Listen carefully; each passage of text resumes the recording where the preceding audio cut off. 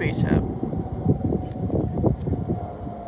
It's like a small plane. It really is like a small plane. Last night, we had a number of other people there, including a commanding officer from the Coast Guard, who said that one of their 47-foot motor lifeboats was followed by between 12 and 30 of these drones.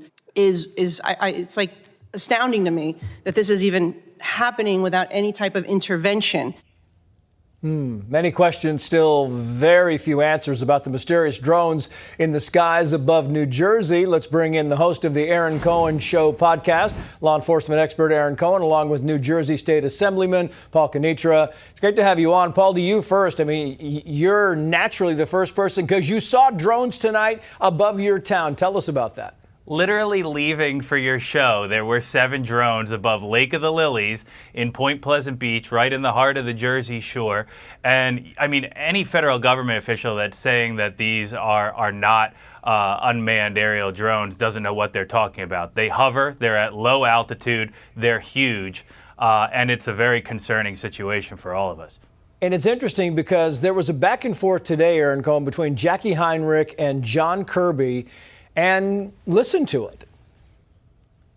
How can you credibly tell people that there is no public safety threat, there's no national security threat, that there's no reason to believe that a foreign government is involved? Because the analysis thus far in an investigation that is ongoing has not revealed any national security or malicious intent or criminal activity. But, Jackie, I would remind you, we're at the beginning here, not the end. What analysis? What investigation? They don't know anything, and yet their investigation is finding things that they're not sharing with us, Aaron? Yeah, you cannot claim, you cannot publicly say that we're at the beginning of this thing and that we're investigating it. If you don't know what's going on, then you're being completely senseless. And you have to treat this because of the fact that, look, I mean, let's talk about drones.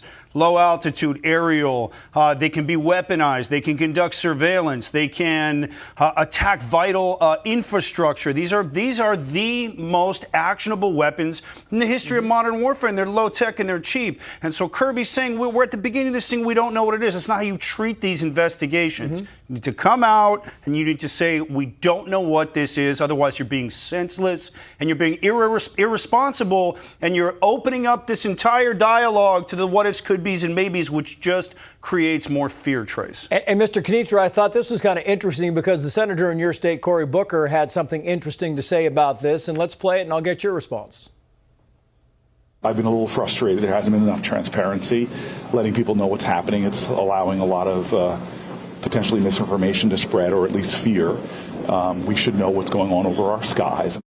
And that's the thing. I mean, Paul, this is nonpartisan. Everybody's like, I don't know what's going on. You tell me, but somebody give us some answers. Look, we're a polarized society, but I can tell you when we were in the Rock, our security building in New Jersey, and we had 100 state legislators from across the political spectrum, upper house, lower house, everyone was equally angry at this situation. And with all due respect, too, we're not at the beginning of this situation. The first sighting was November 18th.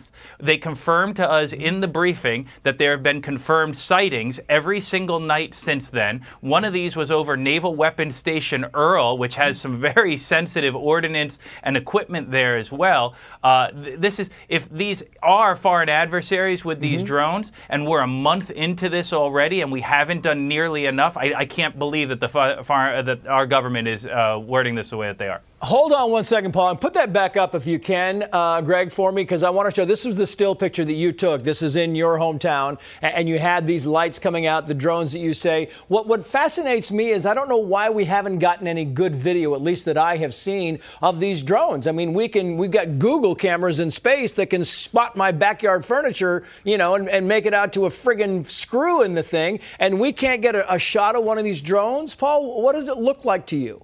The problem is, and as someone who's taken my phone, and even on the way here today, I tried to get photos of them, at night, it just becomes a blur because they are moving slowly and they are high enough and up where you can't really get a good quality photo. I have to imagine the military has some assets where they could get a couple. You would think that, Aaron Cohen. It feels like we as a nation are I don't know, flat-footed might be too much of a hard knock on the government, but it sure feels like we're kind of frozen. Yeah, it's time for a state. Look, if the federal government, if the White House wants to downplay this because they don't know what it is, let's be honest, I believe it's time for the state to put together a task force, just like we saw with the governor in Texas on the border, with all those illegals coming over, all those killers and rapists. And it's time to put together a task force, and it's time to educate law enforcement and start giving them tools to be able to spot these drones, get cameras on the drones, like you just said, because of where they're flying, and mobilize anti-drone ability, which would be nets, jammers. Yeah. It's time to get proactive here. Otherwise, who knows what this thing could turn into? Yeah. Hey, are you guys a fan of my work, both on the news? Do you guys love the new Aaron Cohen show? Do me a favor. Help support the show by becoming a Season 1 sponsor. Hit the link down in the description. Grab yourself a mini sponsorship package. They start at $25. We're completely independently produced, and your support helps keep the lights on in the studio.